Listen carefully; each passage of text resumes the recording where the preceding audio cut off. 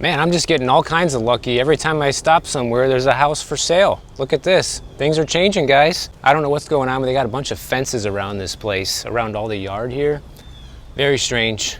But of course, I'll put up the listing info so you guys can see. Give you a quick view of the house here before we get on the walk.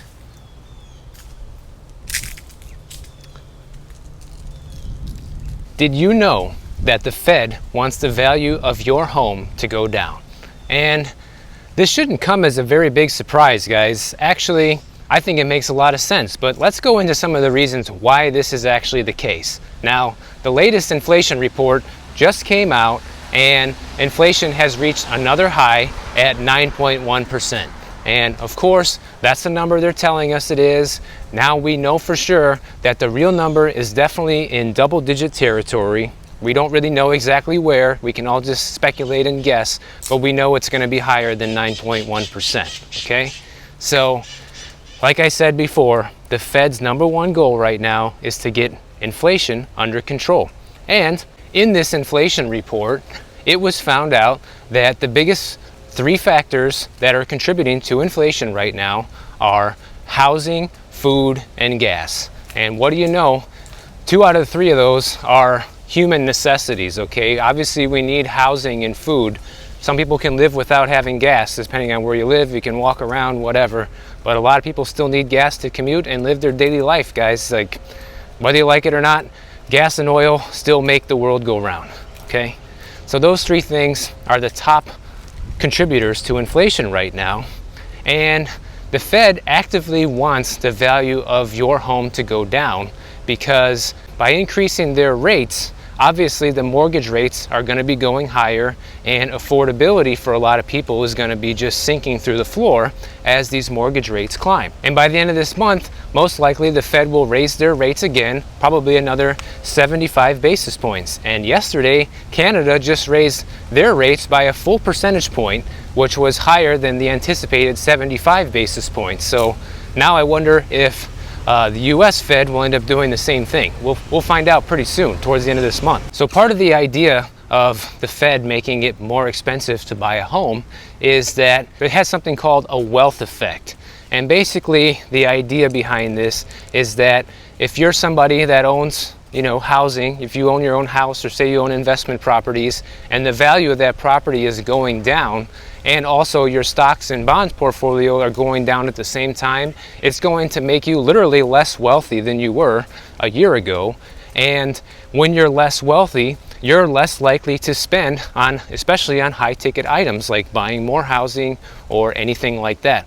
So essentially this is going to create a pullback in the economy by people that actually are wealthy not feeling so wealthy anymore, and be less willing to take big chances like people were willing to do when interest rates were 2.75% and everything was cheap. If you've ever heard that saying, don't fight the Fed, well, guess what, guys?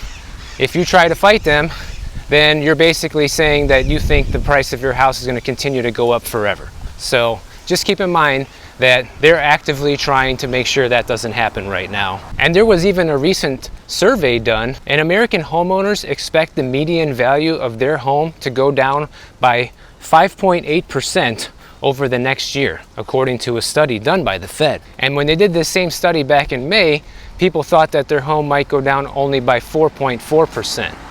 So once again, we've talked about this before, that the price reduction predictions are around 5% from a lot of the experts, and homeowners pretty much seem to have the same consensus that they think their home value is going to go down by 5%. And maybe they're all right, guys. I don't know. A lot of people crucify me in the comments talking about housing market crash, this and that. Well, guess what? I don't have an agenda, okay? Whatever happens, I'm going to tell you what I see happening, and that's what I've been doing in all these videos. So I can't say if prices are going to go down 5%, 20%, 50%. I really don't know. But all I can do is watch the market along with you and try to take our best educated guess. Another one for sale. I guarantee all these homes are in the millions. Oh, actually, this one's for lease, guys.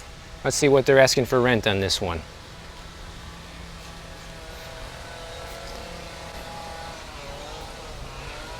Now, in another recent study done on real estate agents, from the National Association of Realtors. According to 57% of the real estate agents surveyed, they said that low inventory was a problem for them when it came to making deals.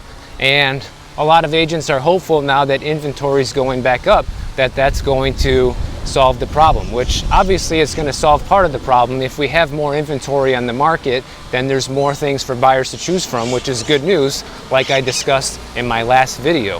However, as there's more inventory coming to market, less people are going to be able to afford to buy the homes that are out there with these rising interest rates, guys. So yes, on the one hand, it's good news that inventory is going up, but the pool of buyers is going to be shrinking as rates increase. And as I just said, the Fed is actively trying to make sure that this happens. So, you know, don't fight the Fed, right? It's going to be interesting to see where rates end up. I predicted earlier this year that by the end of the year, we would see mortgage rates at around 7 or 8% for conventional loans. And it seems like we're going to be pretty close to on track to that if things keep going in this direction. Yesterday, when I was watching YouTube, I came across this video from PBS News talking about how a bunch of senior citizens in their 60s and 70s are getting together on this website called Silvernest. Silvernest apparently is a website that is built for seniors to find roommates, okay? And why are they doing this? Well, the reasons are pretty obvious. Housing is becoming unaffordable, especially if you live on a fixed income and you're a senior citizen. So now, people who thought they were going to be living happy and comfortable retirements in their golden years are being forced to shack up with strangers in order to just make ends meet, guys. Now, I love the attitude of senior citizens because in this video, I'll link it down below so you guys can check it out. But the couple people that they interviewed who were doing this actually seemed pretty happy about it. You know, they seemed to be happy to have the company and to have less pressure when it comes to paying the bills and things like that.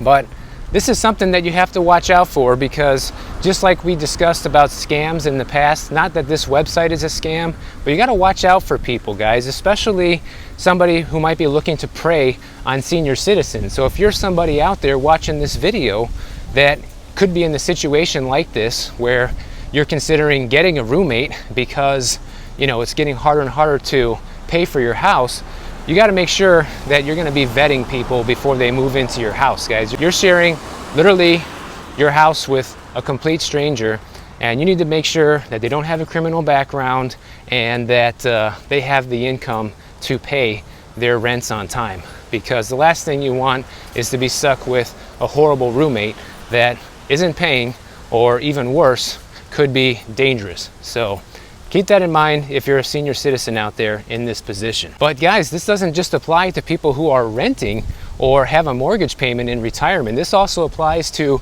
people that have a fully paid off home. One of the people they interviewed in this video was a woman in Boston, I think, and she had this house in her family since 1946. So this property has been owned by her family for generations now.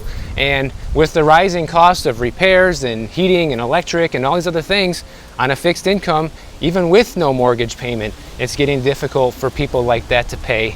And she's another one that signed up for this Silvernest roommate service and found this young guy from Africa to move in. And he seemed pretty nice and all of that in the video. But just be careful with this stuff, guys. Just realize that if you're going to be in the position to do something like this, then just make sure to cross your T's and dot your I's when looking for a tenant, okay? Now, funny enough, there was another article I saw today talking about how sellers can still start a bidding war in today's housing market environment now that the market is starting to shift. And I'm not going to get into all the reasons. I have the articles all linked below so you guys can read all this for yourself.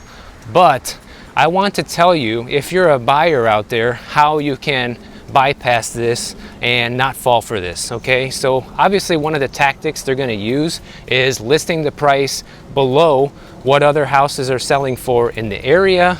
And also, if there's very low inventory in the area, then when you see a new listing come up in that area, that could also be a tactic to try and spark a bidding war. Now guys, when you see these listings hit the market, if you don't want to get caught up in the bidding war, then I suggest that when you go to make an offer on a property like this, then you offer slightly below asking price, because one of the reasons they are offering the property slightly below market value is to spark this bidding war. And if all the offers come in below the asking price, there isn't going to be any bidding war, at least unless people get desperate and they just want to get the house, right? But you might not get the property if you do this. Offering under asking price when there's other offers, makes you in a low probability position where you're going to get the house. But if you have time to kill and you're waiting for the right house, don't feel desperate to get into a bidding war in one of these situations. Make your offer that you're comfortable with, and if you're not happy with the counter offer or there's a multiple offer situation, walk away. Find the next one. Because as you can see, there are going to be more and more listings coming, and there's no housing shortage in the US, guys. There's just a shortage of listings. There's a shortage of people listing their homes for sale. There's no shortage of actual houses out there. You can see I'm walking by a ton of them here. They exist in the world. They didn't all just float off to Mars, okay? So we have houses, and more of them are going to start coming up on the market for sale. The next thing is the big loan originator, Loan Depot, just announced that they are going to have more layoffs this year. They already laid off a bunch of people this year, and they announced that they're going to be laying off even more people by the end of 2022. And why are they doing this? According to them, their exact words are, they're laying off thousands of people because the costs for a mortgage have significantly risen, which are cooling demand to the point where they're running out of stuff to do, guys. So they need to do these job cuts in order to even stay in business, essentially. So far this year, Loan Depot has cut 2,800 jobs already, okay? And by the end of this year, they expect to cut an additional 2,000 more. And on top of that, their stock price is dropping through the floor as well. It's down 88% since the beginning of this year. So a lot of these companies that are in the real estate business are really in trouble, guys. And it's not just Loan Depot, okay? It's also JP Morgan and Wells Fargo. Big banks like that are also doing layoffs in their lending departments as well, because there's just simply not enough loan applications coming in to justify having all these people on staff. So the main reason I want to bring this point up is simply for the fact that there's a lot of people out there that think the housing market's going to continue to go up. And maybe it will, guys. I'm not saying that it's impossible for that to happen. Obviously, we're in a highly manipulated housing market right now, but big companies are bracing for impact. And if they are, then that's probably a good sign that you might want to do the same. Because if they see a slowdown coming, then there's a good chance that we are going to see that slowdown, because it's happening right now. There's a house for rent across the street. I see one coming up for sale too. Let's take a look. Gotta watch out for the cars here. This street's a little bit busier than the other ones that I'm normally shooting on. And anybody wondering, this is Lagorce Drive in Miami Beach. So this place is for rent. In fact, I think I was actually in this house a while ago. I showed this house for rent years ago. It came up for rent, and back then I think it was probably about $8,000–9,000 a month, so God knows what it could be right now. Yep, this is the same house. It's actually a very big house, strange layout, and it's up for rent. It can be yours for the price you see on the screen. Here's the next one for sale. This place looks pretty old, probably in close to original condition. It's right on the golf course. In fact, I got another sign in the back there, if you can see, facing the golf course. For anybody back there, might see it for sale. I always think with these type of houses, the main thing you gotta worry about is golf balls flying through your window at any moment. Now that we covered what's happening with the mortgage layoffs, I want to let you guys know that I spoke to my mortgage broker today, because I haven't spoke to him since I bought my condo back at the beginning of this year, and I wanted to get a pulse from him on what's been going on out there and what he's up to and how it's affecting his business and all of this. He's been in the mortgage lending business for 20 years, so he didn't start this yesterday. He's a veteran in the business, so to speak, just like me. So he told me that he's actually still getting a lot of applications for home sales, but he's getting even more for refinances and HELOCs. Now you might be thinking, why would this be happening? Well, there's two things going on, guys. First of all, I'll start with the surprising news and then we'll get on to the not so surprising news.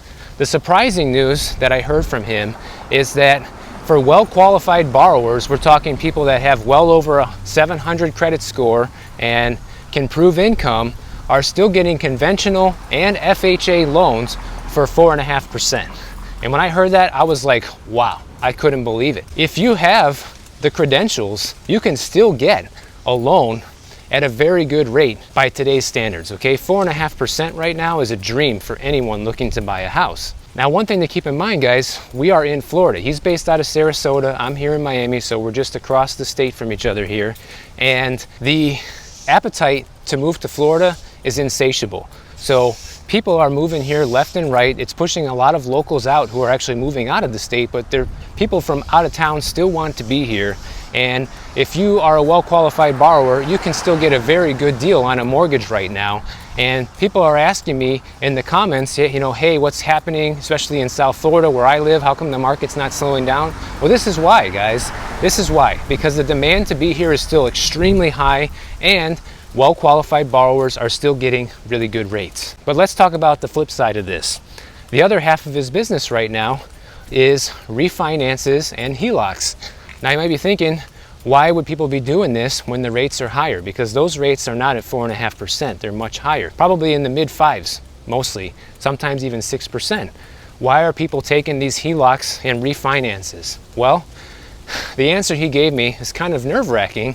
He said that people are just taking the money, you know? They're pulling money out of their house like a piggy bank and just taking it and doing whatever with it. And he said most people just end up blowing it. Some people do these lavish remodels, you know, they'll do this crazy remodel of their kitchens and bathrooms that they're never gonna get their money back on when they go to sell the home. And other ones are simply just taking the cash and running while they can, because he gave an example of this one woman that took $100,000 out of her home, knowing that she'll never be able to save that kind of money on her own. And this is the next warning sign for the housing market, guys. Everybody feels rich when their home equity is up. And when you have irresponsible people like this tapping all the equity out of their home just because they can, this is a disaster in the making, okay? As soon as any sign of real trouble happens in our economy, like the recession coming and these people lose their jobs or they take a pay cut or anything like this happens, those people are done, okay? They're gonna be the first ones listing their home for sale, desperately trying to get the money back. And if the market is turning, which it already is, they're not gonna be able to get the money back. So what does that mean? They're either gonna go into foreclosure, they're gonna have to short sale that house. That's what's gonna happen. Now that we know there's a lot of people out there who are doing this, then it's only a matter of time before these people are in deep trouble, because the other half of these people that are doing these refinances, cash outs, and HELOC loans, he told me he has clients that do this every single year and just take the maximum amount of equity out of the home as they can. And this is how people are living. You want to know how people are affording life right now? They're living off of their house, okay? Their house is their bank. So the first sign of trouble that comes for people who are living this way are going to be the first ones who are going to be upside down, underwater, on their mortgages, and be forced to sell their house, okay? Believe me when I tell you that this is coming. The only way that these people are going to get away with this is if the housing market continues to go up forever and ever, and you know, we all live happily ever after like a fairy tale. So that's probably not going to happen, and as soon as things start getting rough, these guys are going to be the first ones listing their homes for sale. And that's going to just compound the amount of inventory that we're seeing on the market already starting to rise. If you guys enjoyed this video, please make sure you're subscribed to the channel. Check out my next video on the screen right over here, and I'll see you over in the next one.